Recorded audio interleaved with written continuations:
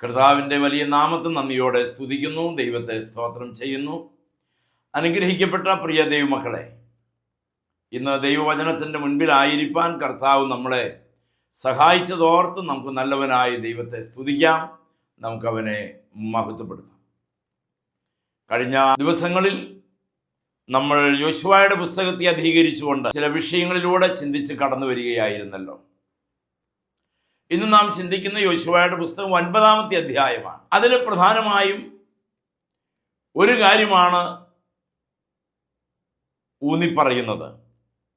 കനാന്യ രാജാക്കന്മാർ ഇസ്രായേലുമായി യുദ്ധത്തിന് ഒരുങ്ങുന്ന കാര്യങ്ങളാണ് നമ്മൾ 9-ാമത്തെ അധ്യായത്തിൽ കാണുന്നത്.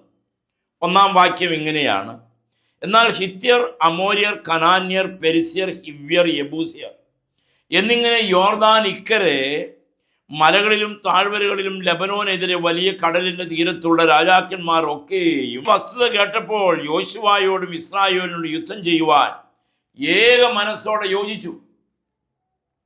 അവരിൽ അനിതര സാധാരണമായ ഒരു യോജിപ്പ്. എന്താണ് ആ യോജിപ്പിൻ്റെ കാരണം?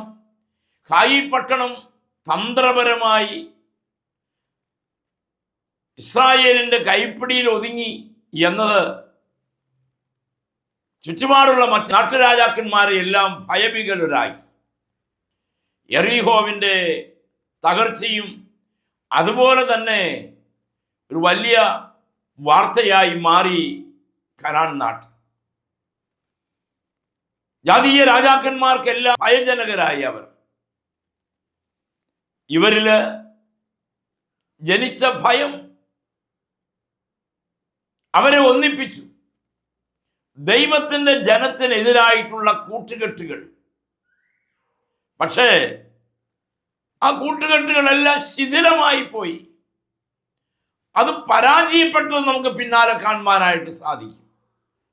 ദൈവജനത്തിനെതിരെയുള്ള കൂട്ടുകെട്ടുകൾ ശാശ്വതമല്ല ഒരിക്കലും.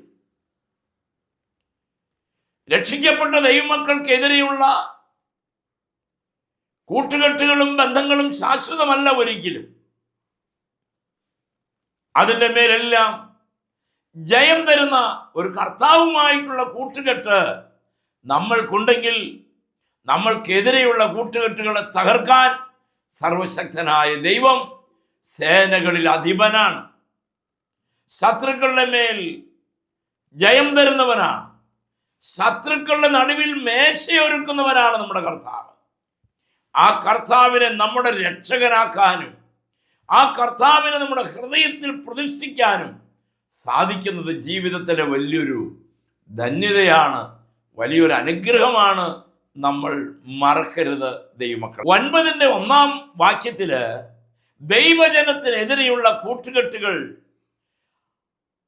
അഭൂതപൂർവമായ ഐക്യതയോടെ അവർ ഒരുമിച്ച് നിന്നെങ്കിലും യോശുവയും ദൈവവുമായിട്ടുള്ള ഐക്യത ജാതീയ രാജാക്കന്മാരുടെ കൂട്ടുകെട്ടുകളെ തകർത്തു. അവരുടെ കണ്ണിന്റെ മുൻപിൽ ഇസ്രായേൽ ജനം ചെറുതാണ്. അവരുടെ സൈന്യ സന്നാഹങ്ങൾ ചെറുതാണ്. പക്ഷേ ദൈവം അവരോട് കൂടെ ഉണ്ടായിരുന്നതിനാൽ ദൈവഹിതപ്രകാരമുള്ള ഒരു യുദ്ധത്തിലും ഇസ്രായേൽ ജനം തോറ്റ ചരിത്രമില്ല.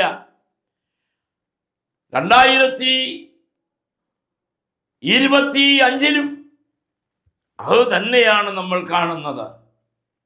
ഇസ്രായേലിന് ചുറ്റും ജാതീയ രാജാക്കന്മാരെല്ലാം ഒരുമിച്ച് കൂടിയിരിക്കുന്നു. ഹമാസ്, ഹിസ്ബുള്ള, ഹൂത്തികൾ, ഇറാൻ, സിറിയ, ഈജിപ്ഷ്യർ എന്ന് വേണ്ട ഈ രാജാക്കന്മാരെല്ലാം ഈ ഒരു ചെറിയ രാജ്യത്തിനെതിരെ നിൽക്കുമ്പോഴും ഇസ്രായേലിന്റെ ആസ്തിത്വത്തെ ചോദ്യം ചെയ്യാൻ ഇവരെല്ലാം ഒരുമിച്ച് നിൽക്കുന്നെങ്കിലും ആ രാജ്യത്തെ തൊടാൻ ആർക്കും കഴിയുന്നില്ല. കുറെ നശീകരണങ്ങൾ വരുത്താൻ സാധിക്കും. ഭൂമിയിൽ നിന്ന് അവരെ ഇല്ലായ്മ ചെയ്യാൻ ഒരു ശക്തിക്കും കഴിയില്ല. അവർ നിലനിൽക്കേണ്ടത് ഈ ലോക ചരിത്രത്തിന്റെ നിലനിൽപ്പിന് ആവശ്യമാണ്. അവർ ശക്തരായിരിക്കേണ്ടത് ഈ ലോകത്തെ സന്തുലിതാവസ്ഥയ്ക്ക് അനിവാര്യമായിരിക്കുന്നു. ആകയാൽ വല്ലഭനായ ദൈവം അവർക്ക് കൂട്ടുനിന്നു, അവർക്ക് ജയം കൊടുത്തു. ഇന്ന് വരെ അത്ഭുതങ്ങളിലൂടെ ജയിച്ചവരാണ് ഇസ്രായേൽ ജനം. ഒറ്റ കാരണമേ ഉള്ളൂ, അവരുടെ പിതാവായ അബ്രാഹാമിനോട് സൈന്യങ്ങളുടെ ദൈവമായ യഹോവ ചെയ്ത ഉടമ്പടി മാത്രമാണ് അത് കാര്യം. അതിന്റെ കാരണം അതാ. ആ ഉടമ്പടി തലമുറ തലമുറയായി അവർക്ക് ജയം തരുവാൻ കാരണമായി തീർന്നു. ദൈവത്തിന് സ്തോത്രം. 3-ാം വാക്യം മുതൽ യോശുവായ്ക്ക് പറ്റിയ മറ്റൊരു അബദ്ധമാണ് നമ്മൾ കാണുന്നത്. യെരിഹോ കോട്ട പിടിച്ചു, യെരിഹോവിനെ ജയിച്ചു. ദെൻ ഹൈ പട്ടണത്തിന്റെ മുൻപിൽ പരാജയപ്പെട്ടു പോയെങ്കിലും പിന്നത്തേതിൽ അത്ഭുതകരമായി ഹൈ പട്ടണത്തെ കീഴടക്കി. 3-ാമത്തെ സാഹചര്യത്തിലും ദൈവം യോശുവയെ ഒരു പാഠം പഠിപ്പിക്കുകയാണ്. ഓരോ ചുവടുവയ്പിലും ദൈവത്തിന്റെ ആലോചന അറിഞ്ഞ് നീങ്ങേണ്ടവനാണ് യോശുവ. ആ കാര്യം യോശുവയെ ദൈവം പഠിപ്പിച്ചു. ഓരോ ചുവടുവയ്പിലും ദൈവഹിതമാരായണം. ദൈവം ഏറ്റവും അധികം സ്നേഹിക്കുന്ന മക്കളെ കുറിച്ചുള്ള ദൈവത്തിന്റെ വലിയ ആഗ്രഹം അതാണ്. ഓരോ കാര്യങ്ങളിലും ദൈവത്തിന്റെ ഇഷ്ടം ചോദിച്ചറിഞ്ഞ് മുന്നേറുന്നതാണ് ദൈവത്തിന് ഇഷ്ടം.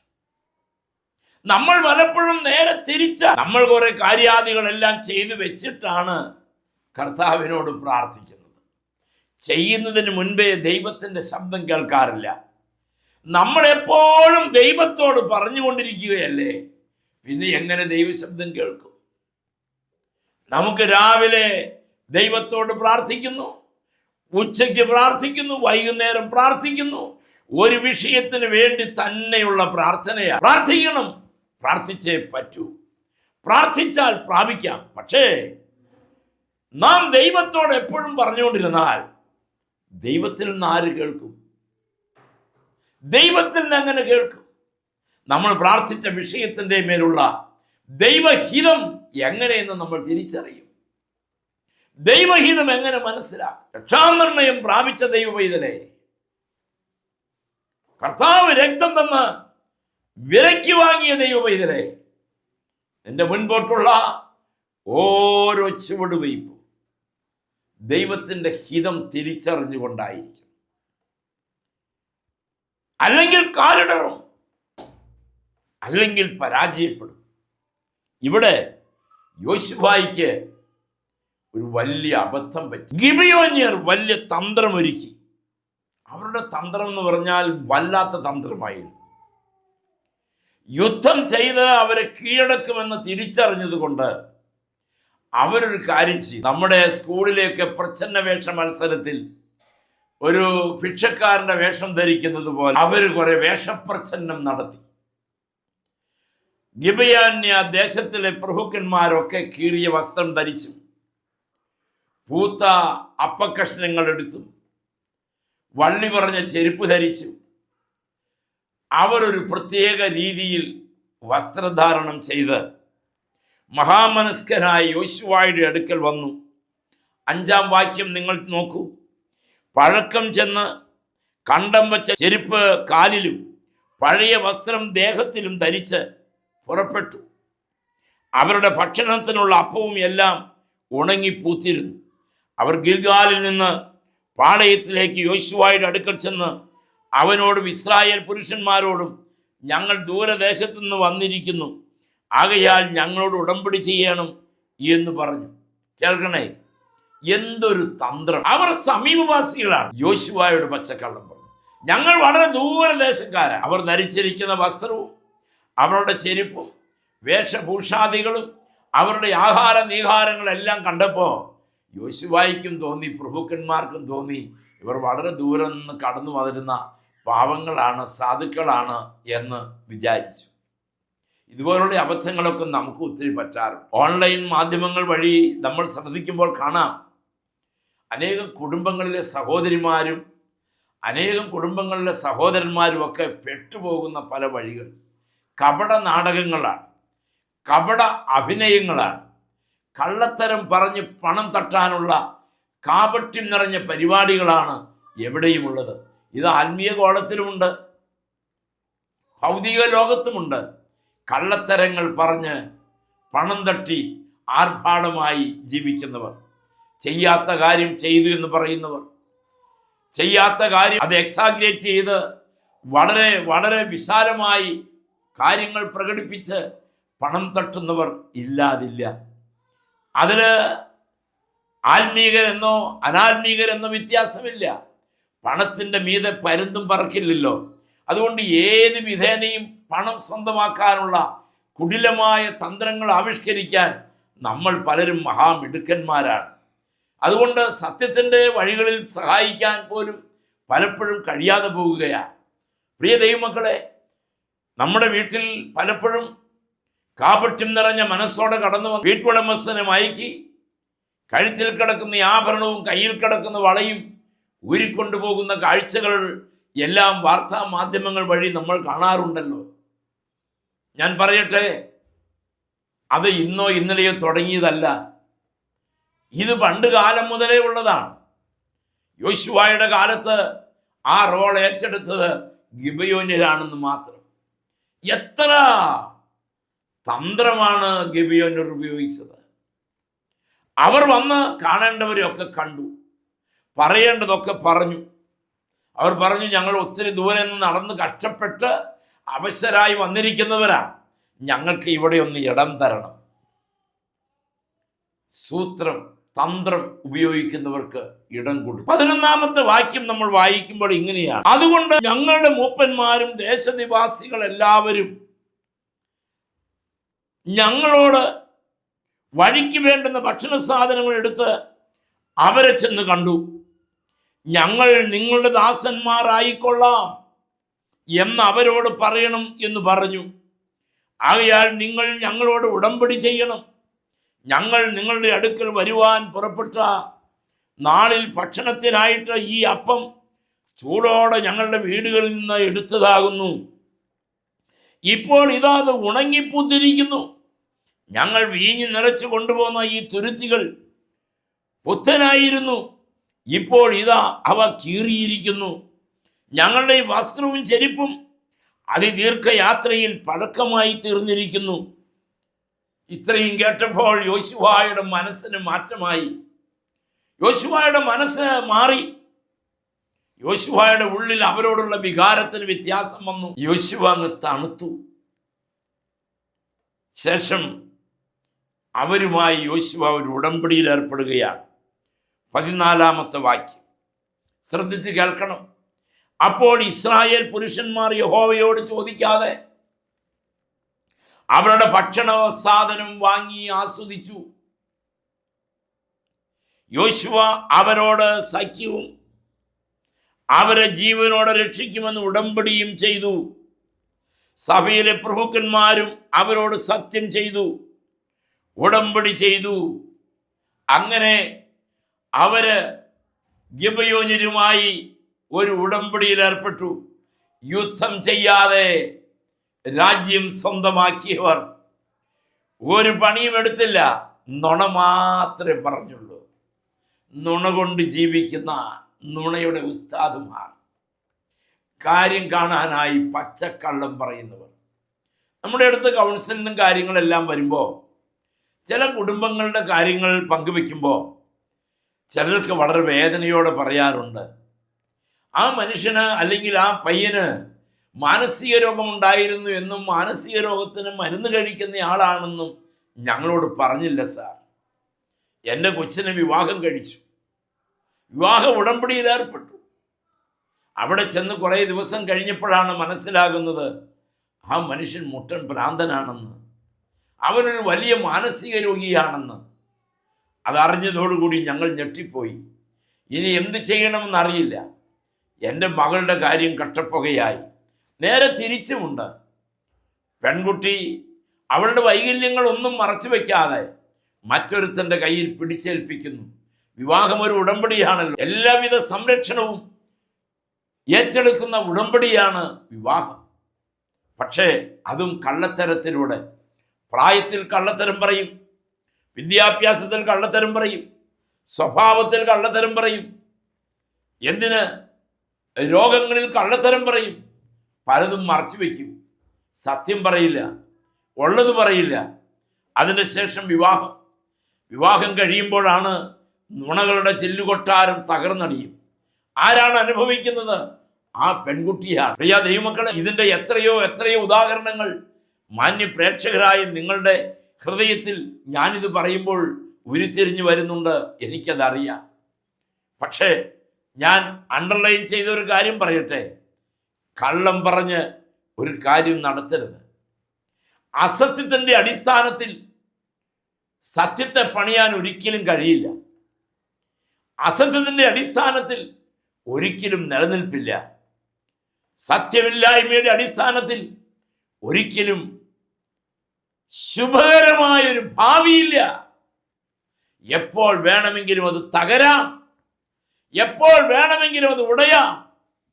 അതുകൊണ്ട് പ്രത്യേകിച്ചും വിവാഹം പോലെയുള്ള കാര്യങ്ങളിലൊക്കെ സത്യം പറഞ്ഞ് അത് വേണ്ട രീതിയിൽ ആ കാര്യങ്ങൾ പങ്കുവച്ചിട്ട് നമ്മുടെ മകളെ മറ്റൊരുത്തൻ്റെ കയ്യിൽ, നമ്മളുടെ മകനെ മറ്റൊരുത്തിയുടെ കയ്യിലും ഏൽപ്പിക്കാൻ, ബന്ധിക്കാൻ, ഉടമ്പടിയിൽ ഏർപ്പെടാൻ ശ്രമിക്കാവൂ. സത്യത്തിൻ്റെ പാതയിൽ സ്നേഹത്തിൻ്റെ കൊടിയുമായി ധാർമ്മികമായ മൂല്യങ്ങളിലൂടെ നമ്മൾ വിവാഹ ബന്ധത്തിൽ ഏർപ്പെടണം. ദൈവത്തിന് നന്ദിയോടെ സ്തോത്രം. ഉടമ്പടി ഒരിക്കലും കള്ളം പറഞ്ഞാകരുത്. യോശുവ ആ ഉടമ്പടിയൊക്കെ ചെയ്ത് അവർക്ക് ഇരിപ്പിടമൊക്കെ ശരിയാക്കി എല്ലാം റെഡിയാക്കി കഴിഞ്ഞ് അവരുടെ മുഖത്ത് ഭയങ്കര സന്തോഷം. 2-3 ദിവസം കഴിഞ്ഞപ്പോൾ കാര്യം വെളിച്ചത്തായി. പറഞ്ഞതെല്ലാം നുണയാണെന്ന് മനസ്സിലായി, പറഞ്ഞതെല്ലാം അസത്യമാണെന്ന് മനസ്സിലായി. എന്ത് ചെയ്യാം? അതിൻ്റെ അടുത്ത ഭാഗം നിങ്ങൾ നോക്കൂ. 16-ാമത്തെ വാക്യം. 3 ദിവസം കഴിഞ്ഞ ശേഷം അവർ സമീപസ്ഥന്മാരെന്നും തങ്ങളുടെ ഇടയിൽ പാർക്കുന്നവർ എന്നും അവർ കേട്ടു. ഇസ്രായേൽ മക്കൾ യാത്ര പുറപ്പെട്ടതിൻ്റെ 3-ാം ദിവസം അവരുടെ പട്ടണങ്ങളിലെത്തി. അവരുടെ പട്ടണങ്ങൾ ഗിബയോൻ, കെഫീം, ബേരോത്ത്, കിര്യത്യാരീം എന്നിവയായിരുന്നു. സഭയിലെ പ്രഭുക്കന്മാർ ഇസ്രായേലിന്റെ ദൈവമായ യഹോവയെ കൊണ്ട് അവരോട് സത്യം ചെയ്തിരിക്കുകയാൽ ഇസ്രായേൽ മക്കൾ അവരെ സംഹരിച്ചില്ല. 14-ാം വാക്യം ഞാൻ ഒരിക്കൽ കൂടി വായിച്ച് കേൾപ്പിക്കട്ടെ. ഇസ്രായേൽ പുരുഷന്മാർ യഹോവയോട് ചോദിക്കാതെ അവരുടെ ഭക്ഷണം വാങ്ങി ആസ്വദിച്ചു. 2 കാര്യം അവർ ചെയ്തു. ജാതീയ ഭക്ഷണം ദൈവത്തിന്റെ അനുവാദമില്ലാതെ ഭക്ഷിച്ചു. അന്ന് വരെ ദൈവമാണ് അവരെ നടത്തിയത്. കനാൻ നാട്ടിൽ കയറി യോശുവ കൃഷി ഇറക്കി ഫലമെടുക്കുന്ന കാലം വരെ ഇസ്രായേൽ ജനത്തെ നടത്തിയത് യഹോവയായ ദൈവമായിരുന്നു.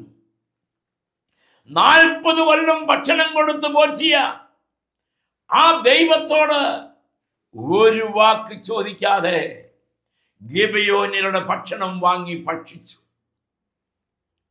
ഞാൻ അതിൻ്റെ അടിയിൽ അണ്ടർലൈൻ ചെയ്ത് പറയട്ടെ, ദൈവത്തോട് ആലോചന ചോദിക്കാതെയുള്ള സകല ബന്ധങ്ങളും അപകടകരമാണ്. ദൈവത്തോട് ആലോചന ചോദിക്കാത്ത സകല ബന്ധങ്ങളും അപകടകരമാണ്.